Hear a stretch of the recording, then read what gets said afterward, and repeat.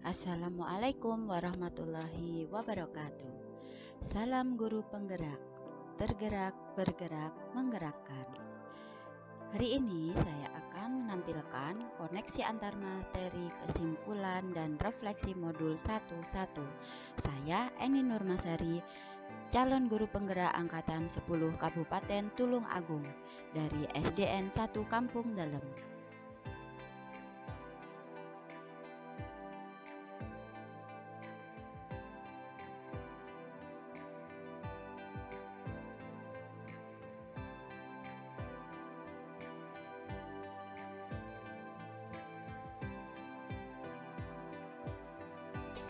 Sebelum mempelajari modul ini, saya percaya bahwa anak hanya selembar kertas putih dan kewajiban kita mengisi lembar tersebut.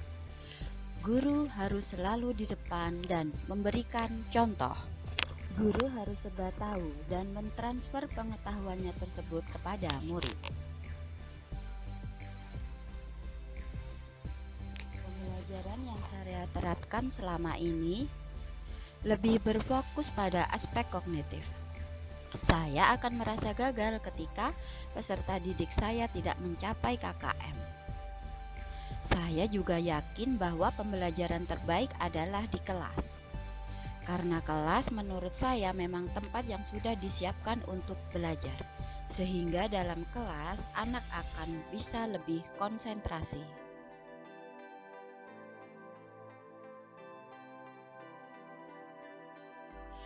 Setelah mempelajari modul 1.1 ini, cara pandang saya terhadap pendidikan berubah.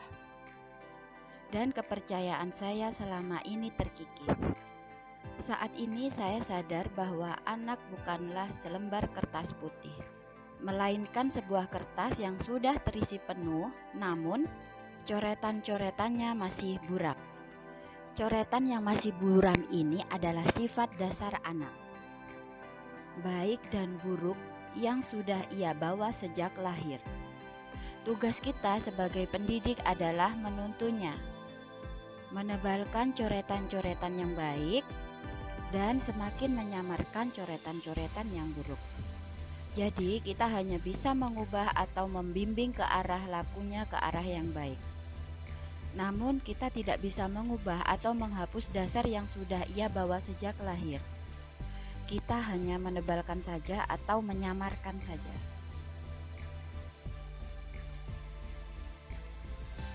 Mempelajari modul ini, saya sadar bahwa peran guru adalah Turpuri Handayani. Di belakang memberikan dorongan. Kita harus memberikan kebebasan, kemerdekaan kepada peserta didik terhadap kodratnya, sehingga mereka mempunyai inisiatif, berpikir kreatif dan inovatif, mampu menemukan sendiri konsep ilmu pengetahuan, bukan hanya sekedar disuapi oleh guru. Ketika anak diberikan kebebasan sesuai kodratnya, yang dalam hal ini kodrat anak adalah bermain, maka anak akan merasa senang dan tanpa sadar akan cinta dengan belajar. Saat ini saya sadar bahwa aspek kognitif itu bukan aspek yang terpenting lagi, melainkan harus diselaraskan dengan aspek afektif, yakni dengan budi pekerti. Budi pekerti di sini adalah rambu atau arahan yang diberikan kepada anak, sehingga ia sadar bahwa kebebasannya dibatasi oleh kebebasan orang lain. Budi pekertilah yang akan membentuk manusia yang humanis. Manusia yang penuh kasih sayang, hati yang bersih dan jujur. Setelah mempelajari modul ini, saya juga sadar bahwa pembelajaran tidak harus melulu di dalam kelas. Justru anak perlu berinteraksi dengan lingkungan sekitar. Apa yang mereka pelajari harus punya korelasi dengan kehidupan, sehingga pembelajaran yang mereka gunakan akan berguna bagi kehidupannya di masyarakat.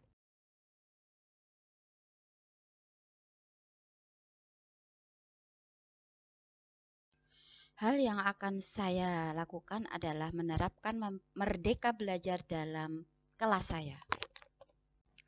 Saya akan mengajak peserta didik turut serta dalam perencanaan pembelajaran, sehingga mereka akan antusias dalam mengikuti prosesnya. Saya akan mendorong peserta didik saya untuk berpikir kreatif, inovatif, dan berinisiatif. Saya juga akan menerapkan pembelajaran kontekstual di mana kearifan lokal dan lingkungan sebagai sumber belajar, sehingga peserta didik akan mampu mengenali, melestarikan, dan mampu mengembangkan kebudayaannya.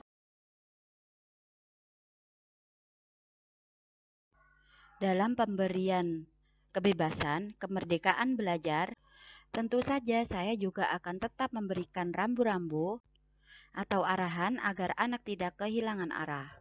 Saya akan menanamkan budi pekerti melalui pembiasaan-pembiasaan seperti berjabat tangan setiap pagi kepada guru-guru di SDN 1 Kampung Dalem. Saya juga akan meminta dukungan dari orang tua sekitar. Demikian yang dapat saya sampaikan, kurang lebihnya mohon maaf. Wassalamualaikum warahmatullahi wabarakatuh.